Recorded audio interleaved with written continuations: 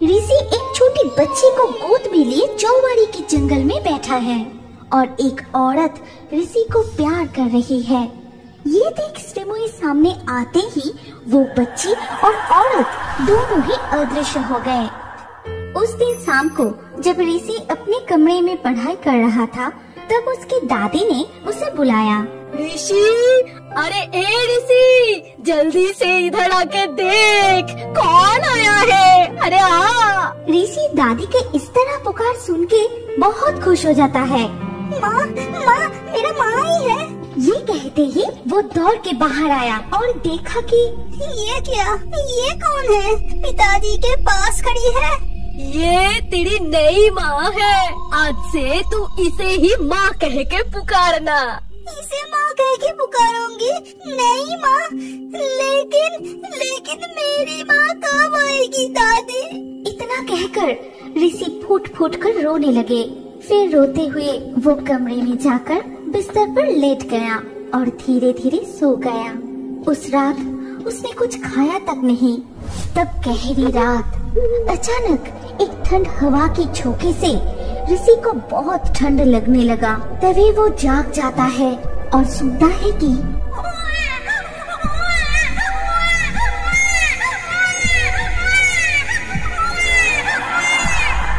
बहन, ये तो मेरी बहन रो रही है। लेकिन बहन कहाँ से रोएगी? उसे तो चौबाड़ी के जंगल में। इस छोटी सी बच्ची के ऊपर दया कीजिए माँ, ये तेज बुखार से कांप रही है। एक बार डॉक्टर साहब को बुलाइए न माँ। तू ज्यादा मत बोल बहू। बच्चा तो क्या हुआ? वो लड़की है, इतनी जल्दी नहीं मरेगी। उसे कुछ नहीं होगा। तांत्रिक बाबा से जो पानी लाई हूँ वो पिला दे। माँ, ऋषि के पिता को एक बार खबर तो दीजिए माँ। सुन, मेरा बेटा ना कमाने के लिए बाहर गया है। वो घूमने नहीं गया कि खबर देते ही आ जाएगा। तू अपनी बेटी को दूध पिला के सुला दे। और उसी रात ही ऋषि की बहन हमेशा के लिए सो गई। अगले दिन सुबह होते ही हाय हाय हाय, हमारा क्या सर्वनाश हो गया। अब मैं किसान को क्या जवाब दूंगी? नहीं, उसे मत ले जाइए। उसे डॉक्टर दिखाने से ही ठीक हो जाएगी। उसे मत ले जाइए, मत ले जाइए। फिर सभी ने छोटी बच्ची का शव ले जाकर चौबाड़ी के जंगल में अंतिम संस्कार किया। यानी उस बच्ची को दफनाया जाता है। इस चौबाड़ी के जंगल में सिर्फ और सिर्फ मृत बच्चे को ही दफनाया जाता है। और ये सब कुछ याद आते ही अचानक ऋषि को होश आया। फिर माँ, तुम कहाँ चली गई माँ? मुझे तुम्हारी बहुत याद आ रही है। बहन की भी बहुत याद आ रही है। लौट आओ ना माँ। ऋषि के रोने की आवाज सुनकर उसके पिता किशन कमरे में आता है। क्या रे ऋषि, इतनी रात को ऐसे रो क्यों रहा है? डर लग रहा है? पिताजी, मैंने सुना कि बहन रो रही है।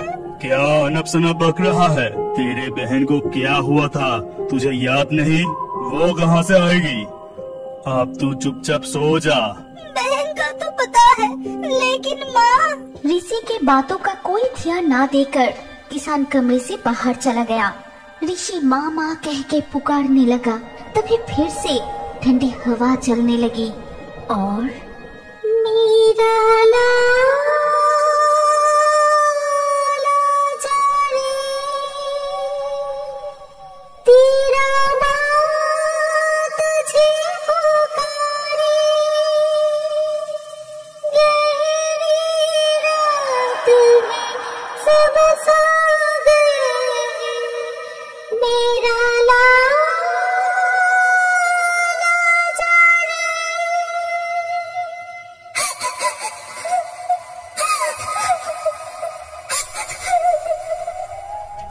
ये गाना और रोने की आवाज सुनकर ऋषि दौड़ के बाहर चला गया। अगले दिन सुबह सभी लोग ऋषि को ढूंढते हुए चौबाड़ी के जंगल में पहुंचते हैं। क्या रे ऋषि, तू रात को घर छोड़ के इस जंगल में आके सो रहा था? हाँ, बहन बहन करके के दिमाग खराब हो गया है क्या? माँ, क्या करूँ? बेटी मर जाने के बाद केका की दिमागी हालात खराब हो गए और वो आज भी लपाता है। अब बेटे भी। बहुत हुआ, अब यहाँ से घर चल। माँ जी, आप दोनों चाहिए, मैं ऋषि को लेकर अभी आती हूँ। तभी श्रीमुई आगे आकर ऋषि का हाथ पकड़ते ही अचानक तेज हवा चलने लगी।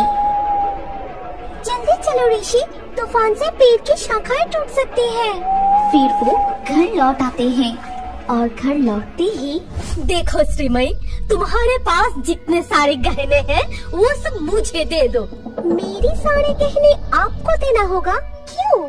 हमारी गांव में चोरों की कोई कमी नहीं है और तुम्हारी अभी नई शादी हुई है, इधर उधर घूमने के लिए जाओगी, तब घर में चोर घुस आए तो? लेकिन कहीं घूमने जाना तो दूर की बात।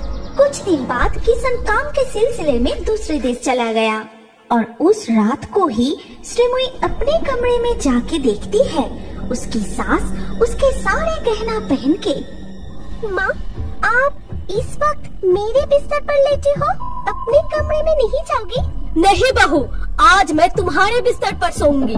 मेरे बिस्तर पर खटमोले से भर गया है, आज से तू जमीन पर ही सोएगी। मुझे जमीन पर सोना है? हाँ, सोएगी। और ऋषि को बुला, मेरी पैर दबाएगी।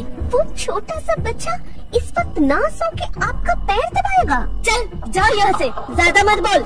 इधर तब ऋषि के कमरे में फिर से वो ठंडी हवा बहने लगी। वो फिर से एक बच्चे का रोने की आवाज और वो गाना सुनता है। फिर वो माँ माँ कह के पुकारते हुए चौबाड़ी की जंगल की तरफ दौड़ने लगा। श्रीमुई भी उसका पीछा करने लगी। रुक जाओ ऋषि, भागो मत, गिर जाओगे। कहाँ जा रहे हो? रुको। लेकिन ऋषि बिना रुके ही सीधा चला गया। फिर श्रीमुई उसका पीछा करते हुए वहाँ पहुँची और देखती है ऋषि एक छोटी बच्ची को गोद में लिए चौबाड़ी की जंगल में बैठा है और एक औरत ऋषि को प्यार कर रही है। ये देख श्रीमुई सामने आते ही वो बच्ची और औरत दोनों ही अदृश्य हो गए। तुम क्यों यहाँ आई? तुम्हारे लिए ही मेरी माँ बहन सब चले गए। तुम बहुत खराब हो, तुम अच्छे नहीं हो। शांत हो जाओ ऋषि, मैं तुम्हें कोई नुकसान नहीं पहुँचाऊंगी। बताओ तुम्हारी माँ कहाँ है? माँ इस चौबाड़ी की जंगल में ही रहती है और रात को मुझे गाना गा के पुकारती है। ये सब क्या बोल रहे हो ऋषि? तुम्हारा माँ लापता है, अब मैं ही तुम्हारी नई माँ हूँ। अब चलो यहाँ से। लगभग जबरदस्ती ही श्रीमुई ने ऋषि का हाथ पकड़ के उसे उस चौबाड़ी की जंगल से घर ले आई और अगले दिन ऋषि का दादी खाना पकाते वक्त कहने लगी, आज श्रीमुई मायके गई है, आज अगर वो मायके से पैसा लेकर ना आई तो आज ही उसका आखिरी दिन होगा। उस दिन श्रीमुई ने थोड़ी देर से ही घर लौटी और घर लौटते ही, अरे श्रीमुई इतनी देर क्यों हुई? पूरे पैसा तो लाई है ना? नहीं माँ जी, पिताजी ने आज भी पैसा नहीं दे सके। नहीं लाई? ठीक है, आज नहीं लाई तो कल लाना। जा, तेरे कमरे में खाना रखे हैं, जाके खा ले। फिर श्रीमुई अपने कमरे में आते ही एक अजीब सी ठंडी हवा बहने लगी और उसे सुनाई दी, मत खा, उसमें मत खाओ वो खाना, मत खाओ। ये कौन कह रही है और कहाँ से कह रही है? खाने के लिए मना क्यों कर रही है? न जाने कहाँ से एक काली बिल्ली आके उसके खाना खाने लगी। श्रीमुई जैसे ही उस बिल्ली को भगाने के लिए जाती है, वो बिल्ली छटपटाते हुए मर गई। ऋषि, ऋषि, जल्दी मेरे कमरे में आओ। क्या हुआ नई माँ, मुझे बुलाया क्यों? मेरी बात ध्यान से सुनो। इसके बाद ऋषि के दादी श्रीमुई के कमरे में आके उसे परखने लगी। वो जिंदा है कि मर गई देखने लगी। मर गई, ये भी मर गई। अब इसे भी ले जाके उस कस्तूरी के पास में ही गाड़ दूंगी। इसके बाद श्रीमुई की सास उसे चौबाड़ी के जंगल में ले गई। फिर गड्ढे खोदने लगी और मन ही मन बोलने लगी, पिताजी ने पैसा नहीं दे सका। ठीक है, तू नहीं ला पाई तो दूसरी लड़की लाएगी। फिर से बेटे का शादी करवाऊंगी। तभी अचानक से एक तेज हवा चलने लगी और इसके बाद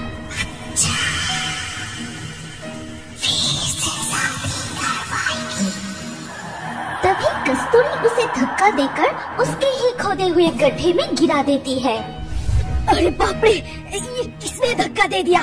मैं जल्दी जल्दी इसे यहाँ गाड़ के भाग जाती हूँ। ठीक उसी वक्त ऋषि गांव के कुछ लोग और 2 पुलिस अधिकारी के साथ चौबाड़ी के जंगल में आते हैं।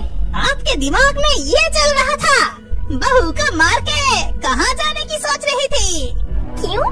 जेल में? देखिए ना, वो लेने आ गए हैं। तू जिंदा है, मरी नहीं।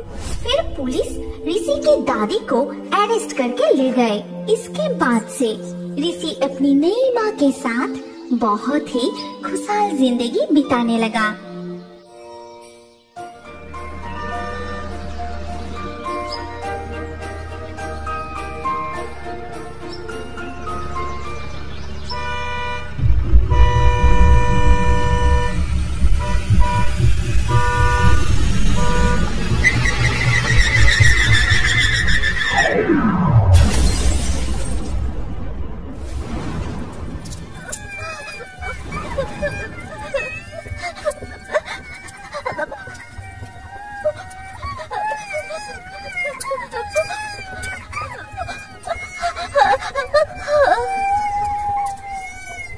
रात के करीब 12 बज रहे थे। उस वक्त बुकाई अपने कमरे में पढ़ाई कर रहा था। तभी उसे बाहर से अपने पिता की आवाज सुनाई दी।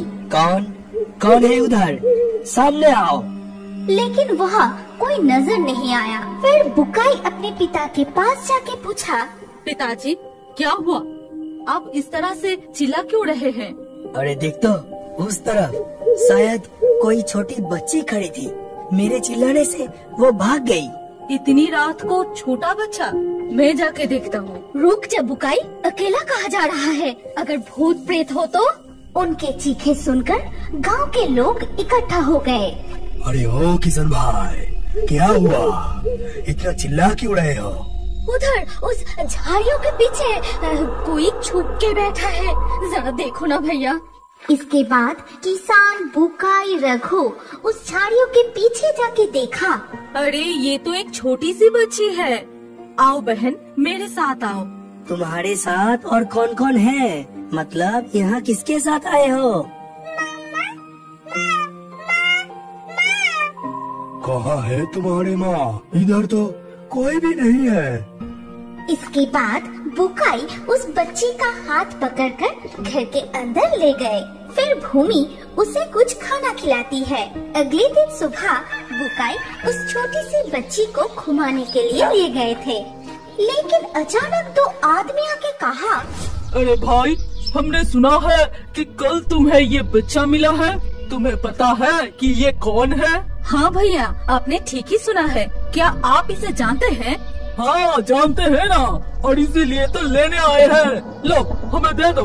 ये कैसे हो सकता है? बिना सबूत के मैं इस बच्ची को किसी को नहीं दूंगा। ये कहकर बुकाई वहाँ ज्यादा देर रुके बिना वो जल्दी जल्दी घर लौट आया। इसके बाद घर में ही पूरा दिन बीत गया। फिर रात को भूमि उस बच्ची को सुला के खुद सोने चली जाती है।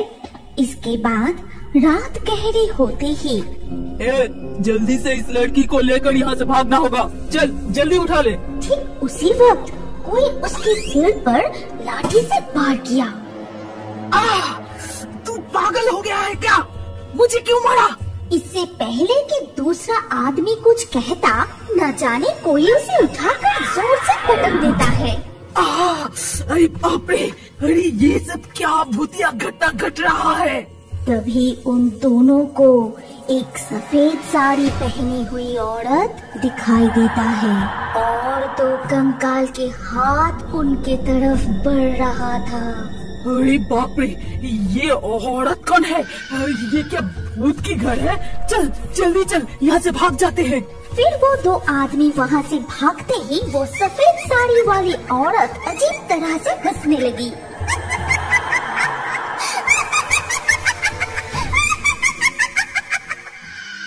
और वो छोटी बच्ची भी हंसने लगी।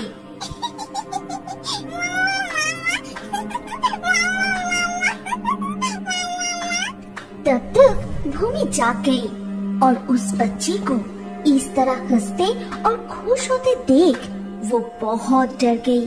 तभी भूमि उस बच्ची के पास जाती है और पूछती है, तुम इस तरह किसके साथ बातें कर रहे हो? किसके साथ खेल रहे हो बेटी?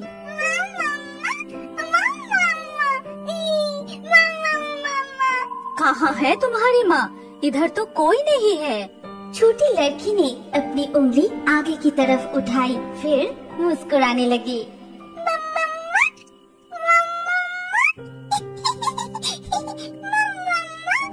अरे बाप रे, इस बच्ची के साथ इस घर में भूत भी रहने लगे हैं। मैं अभी इसे बाहर छोड़ के आती हूँ। ये कहते ही भूमि उस बच्ची को लेकर घर से निकल गई। तब गहरी रात, चारों तरफ अंधेरा ही अंधेरा, लोमड़ियों की आवाज सुनाई दे रही थी।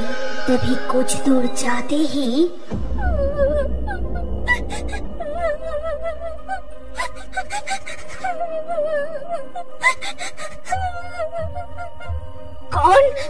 कौन है इधर? कौन रो रही है? सामने आओ, मैं कहती हूँ, तुम सामने आओ। तभी एक कंकाल उसका हाथ पकड़ लिया। फिर सफेद साड़ी पहनी हुई एक औरत घूंघट में सामने आके खड़ी हो गई। कौन हो तुम? वो मेरी बेटी है। अगर तुम उसे यहाँ अकेले छोड़ के जाओगी तो लोमड़ियाँ खा जाएगी। तुम्हारा बेटी क्या प्रमाण है? और तुम कौन हो? मैं हूँ उसकी माँ। आज से 4 दिन पहले कार से पहाड़ों पर घूमने निकले थे। अचानक कार अनियंत्रित होकर खाई में गिर गई। उसमें मेरे पति बेटे मर गया, मैं भी। लेकिन मेरी बेटी किसी तरह बच गई। जब वो भूख से फूट फूट के रो रही थी, तब वो देख के मैं अपने आप को रोक नहीं पाई और मैं बड़ी मुश्किल से तुम्हारी घर तक पहुंची थी। उसके गले में देखो। ये कहते ही वो औरत अदृश्य हो गई और ये देख भूमि डर के मारे, अरे बाप रे, भूत, बचाओ बचाओ बचाओ। भूमि उस बच्ची को लिए जल्दी से घर लौट आती है। फिर बिस्तर पर बैठ के बच्ची की लॉकेट हाथ में लेकर वो अच्छे से देखने लगी। बुकाई, बुकाई, जल्दी से अपने पिताजी को लेकर इधर आ। क्या हुआ है माँ? क्या हुआ? ये देखो, लॉकेट के अंदर उसकी परिवार की तस्वीर। कल ही अखबार में विज्ञापन दो। और उन लोगों की ये सारी बातें खिड़की की बाहर खड़े हुए सुन रहा था वो दो चोर। अखबार में तस्वीर देंगे, देखते जाओ। आज रात को ही उस लड़की को चोरी करेंगे। जब वो दोनों आपस में बातें कर रहे थे, तब अचानक उन्हें पीछे से एक आवाज सुनाई दी और पीछे मुड़ते ही वो दोनों को एक भयानक बैल दिखाई दिया।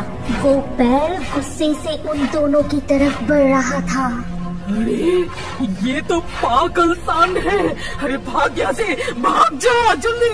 वो बैल उन दोनों को भगाते हुए जंगल की तरफ ले जाता है। फिर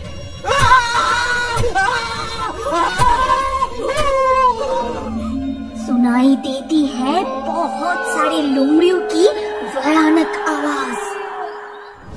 अगली सुबह किशन और बुकाई अखबार के कार्यालय में जाके चित्र सहित विवरण के साथ एक नोटिस जमा किया। इसके बाद धीरे धीरे करके कई दिन बीत गए और हर दिन रात गहरी होते ही दिखाई देता है